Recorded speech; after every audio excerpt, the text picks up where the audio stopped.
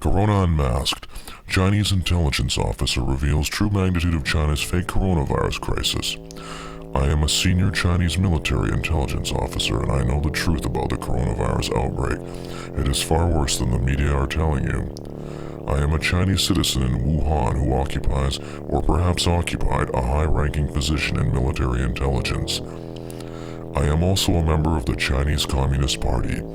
As a senior official near the top of the party, I have access to a great deal of classified information. I have been involved in many top-secret government projects. I have a doctorate from a leading university in a Western country, which is why I am able to write my account in English. I have information that I believe could lead to the overthrow of my government. It is also relevant to billions of people outside of China, all of whom are now in existential peril. It will not surprise you to hear that if my identity were to be revealed, my life would be in grave danger. As with those of my wife and son, I ask you to respect the fact that I have stripped out of this account all facts that would make it easy to identify me. By now you will be familiar with the recent outbreak of 2019 nCoV, also known as NCP or simply coronavirus. You will have heard that it originated in Wuhan, an industrial city in China, and that it came from an animal, most likely a bat or a pangolin, that was sold in a wild animal market. You will have been told that it is an influenza-like illness that can in severe cases cause pneumonia, respiratory failure, and death. Finally, you may have heard that although the disease is highly infectious, it is dangerous only to the elderly or to those who have a compromised immune system. The official lethality rate is approximately 2% or so. All of that is a bunch of lies concocted by the Chinese state with the tacit support of the US deep state and its friends in the European Union, Russia, and Australia, and spread by the docile media in all of those countries. Let me start by telling you that the world does not operate the way you think it does. Although countries like the US and China vie for global dominance, that competition is restricted to certain limited areas. In most ways, the two countries are more interested in cooperation so that they can stop the competing countries from gaining more power. They also have a shared interest in keeping real power out of the hands of their ordinary citizens. To this end, they have many different mechanisms by which they control the overwhelming majority of their own media outlets. The Americans in particular have perfected the art of creating made-up divisions between their two main parties, which are designed to hide the fact that both serve the same masters. These same nations also poses technology that is far more advanced than you can imagine and which is kept carefully hidden from public view. This includes advanced artificial intelligence capable of undermining and deciding any election in the world, biological and chemical agents that can manipulate and control the thinking patterns and behaviors of citizens to terrifying degrees, highly sophisticated manipulation techniques using hypnotic practices entirely unknown to the public, and other things that I will not go into now. My point is that the great nations do not compete so much as work together. Their principal goal is to shield the true workings of the world from the uninitiated public. Let me return to the virus. Last year, large-scale anti-government protests erupted in Hong Kong. The Standing Committee of the Chinese Communist Party considered these to be a grave threat to the integrity and stability of the motherland.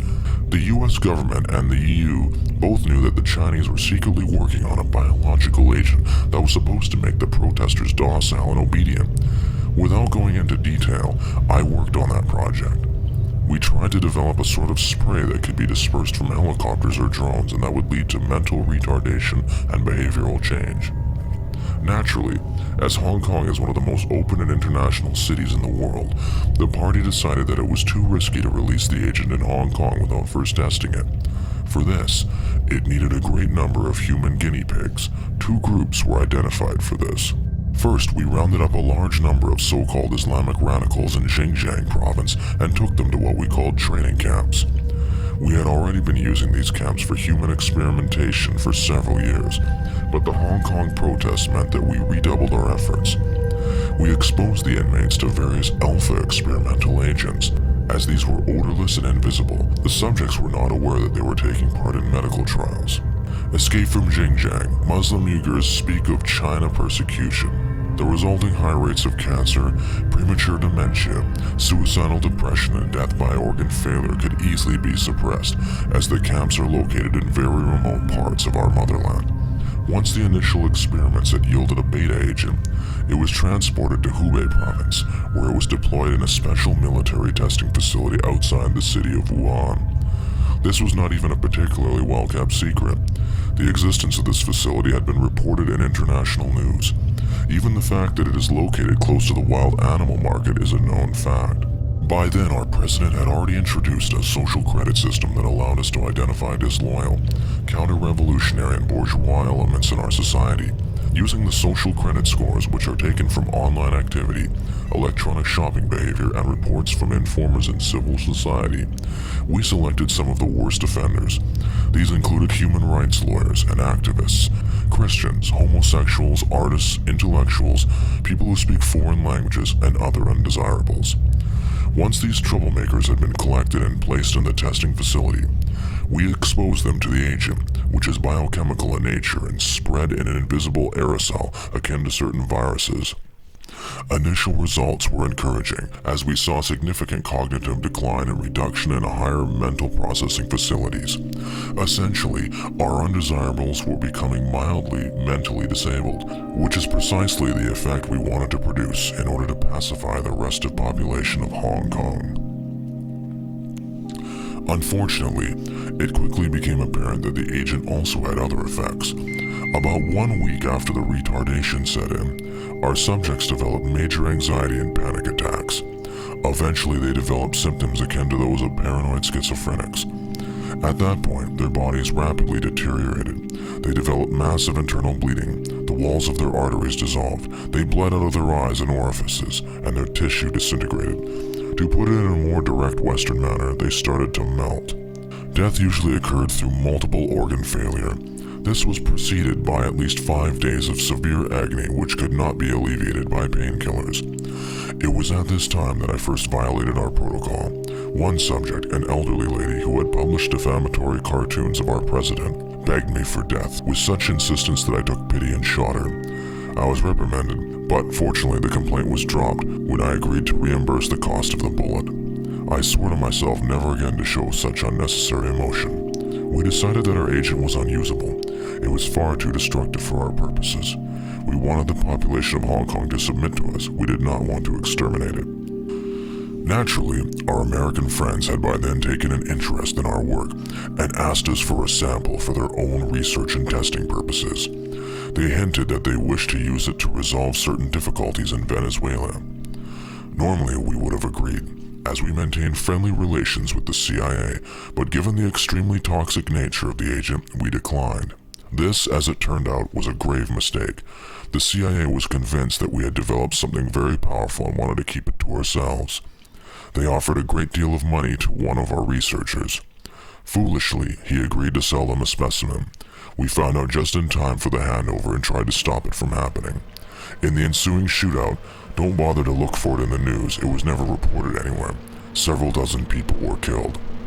More importantly, however, the agent escaped. The shootout took place at the wild animal market, which had been reported at the location of the animal-to-human transmission that started the outbreak. But of course, there was no such transmission. It was just the location where the CIA was supposed to receive the sealed vial containing the agent. The vial shattered when it was dropped by the trader who had agreed to sell it to the Americans. By now I understand you will be skeptical. If I really am who I say I am, why would I be sharing this information on the internet? Let me assure you that I am no friend of the Western system of governance.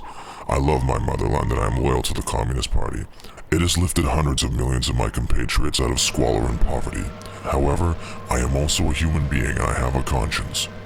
Most importantly, I have a wife and a son. Once we realized that the agent had escaped and would start to spread, we swiftly put all of Wuhan into lockdown.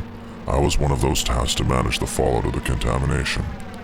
Of course, we could not keep such a huge undertaking secret, so we decided to order our state media to report that a coronavirus had broken out in Wuhan.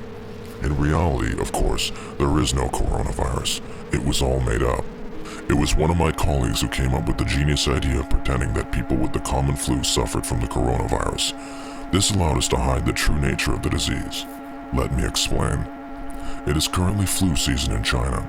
When we realized that we could no longer control the spread of the agent, we sent our men to all the hospitals and instructed all doctors to diagnose every case of the common flu as coronavirus.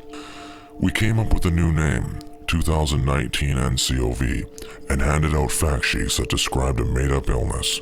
The result of this decision was that tens of thousands of individuals who were simply suffering from a cold or flu were now diagnosed as having a mysterious coronavirus that, although infectious, was not often lethal. While this frightened the public, it allowed us to push the narrative that the disease was not that deadly. It also gave us time to prepare for the catastrophe that was sure to come by imposing a lockdown on Wuhan and other cities in Hubei province. You have not heard this in the news, and given the size of Wuhan, with its population of 11 million, it is not known even to many of the residents, but within days thousands upon thousands were infected, and before long they suffered the agonizing deaths that I have already described. Within a week, there were so many corpses that we did not know what to do with them, so we ordered the surviving social credit prisoners to drive the bodies into the countryside and bury them in mass graves. But it was very difficult to keep this activity secret, and we could not even keep up as there were so many corpses. We planted a story that 5 million residents had fled Wuhan. In reality, of course, many of those people had died from the agent. I was working around the clock helping to orchestrate this cover-up. When I think back to my actions now, I feel great shame. At the time, I still believed that I was fighting for my motherland, and that the rule of the party was right and just, but deep down, I had already begun to have doubts. My faith in the party was shaken even more deeply when I learned what had happened to Dr. Li Wenliang. Li Wenliang, doctor who warned about coronavirus outbreak, dies after being infected by virus. Whistleblower who was confronted by police becomes latest victim of deadly outbreak. Dr. Li Wenliang was one of the few doctors who refused falsely to diagnose flu patients with the coronavirus. As a punishment, he was sent to help transport dead bodies to mass graves. The expectation was that he would be infected with the agent and die an agonizing death. But to our great surprise, he did not contract the illness. You have of course read that he died of coronavirus. You have been misinformed. A sergeant of the People's Armed Police injected him with a mixture of heroin and mercury that caused his lungs to deflate. When I found out about this, I became unsure whether or not I was doing the right thing. While I believe that it is appropriate for a government to rule with a severe hand, I do not think that it was right to kill Dr. Li. He was a compassionate and kind man, and he cared about his patients. How can our motherland not benefit from having such a doctor? I shared my concerns with my wife, but she convinced me that I should not say anything to my superiors.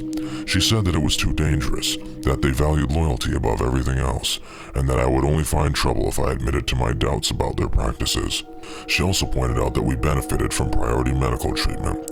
As senior officials, we received regular supplies of the highly sophisticated hazmat masks that are the only known technology that can prevent infection. She implored me to think of our son, who is still small.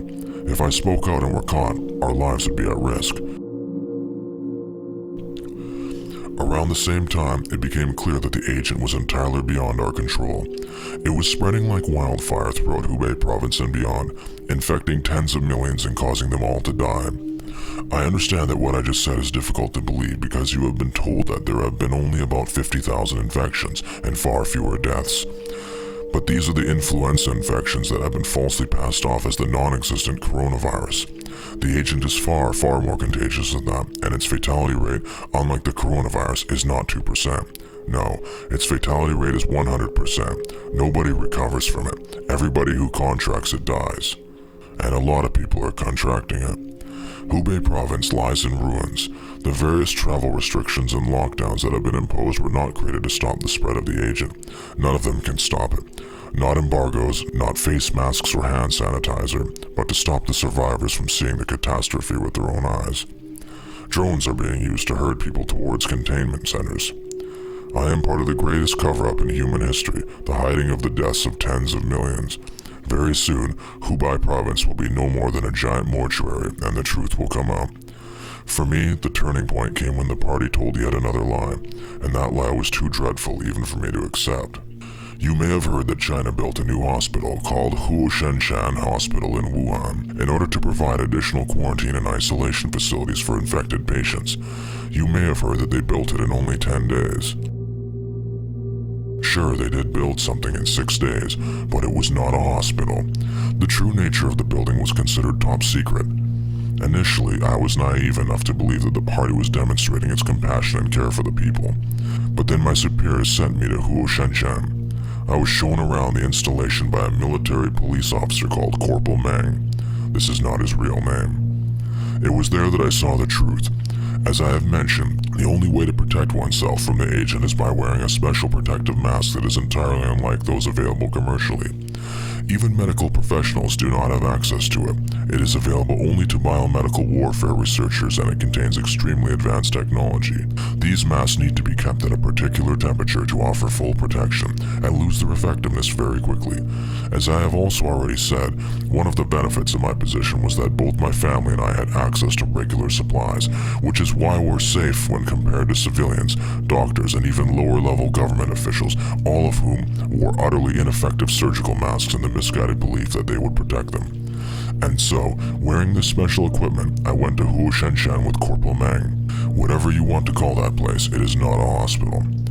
Sure, the entrance looks like a hospital, and in the ward at the front of the complex, there are what appear to be normal medical beds. There, thousands of infected patients lie, all of them in the early stages of the disease. I walked along those long, white corridors next to Corporal Meng, his angular face dispassionate in his military fatigues, and saw hundreds upon hundreds of identical hospital beds on which squirmed the terrified and diseased inhabitants of Wuhan. Their cries and pleas haunt me in the long nights in which I am now unable to sleep. But this was merely the beginning. Eventually, the corporal took me to the rear of this front section. There, locked metal gates led to what he called the middle section. The patients in the front are unaware of its existence. It is there that the more advanced cases are kept, in what most closely resembles a mental asylum. Immediately upon entering this part of Wuhan, I was struck by the dim lighting and stench of vomit and human waste. Here, the unfortunates roamed freely, their minds gradually disintegrating in endless panic attacks and psychotic episodes. Here too, there were no more doctors, merely gorilla-faced men in black uniforms who belonged to some secret branch of the military police I had never heard of. They appeared to have been selected for their cruelty, for they beat and degraded the patients in the most sadistic manner. Many of the inmates had regressed to childlike states and lay on the floor weeping like infants and begging for compassion that they did not receive. There was cruel pleasure in the eyes of these thugs as they brutalized the unfortunates. They beat them with batons, sprayed pepper spray into their eyes, and kicked them with their steel-capped boots. As I was from military intelligence, the guards did not even attempt to hide their activities. They even invited me to join. In every way, they treated me as one of them. Yes, one of them. I stood in the gray staff bathroom of Wuhan and looked into a cheap mirror and asked myself, is this really what you are? Are you really like them? But the violence was not merely an expression of sadism, for the poor inmates were not there to be cared for. They were there to work. There was one more set of doors, and beyond them lay what the corporal called the core. And it was there that I saw it, piles and piles of dead bodies stacked on top of one another all the way to the ceiling. There were men, women, and children, elderlies and toddlers, rich and poor, beautiful and misshapen, proud and humble. They were all of them dead. Our agent made no distinction between any of them. I gasped when the corporal led me to the core. I cannot count how many there were, but it was many, many thousands. And in the midst of the piles of corpses was a kind of path, and I heard a roaring sound in the distance. The miserable patients from the middle section picked up the dead and carried and dragged them away into the dark, even as the guards beat them with truncheons.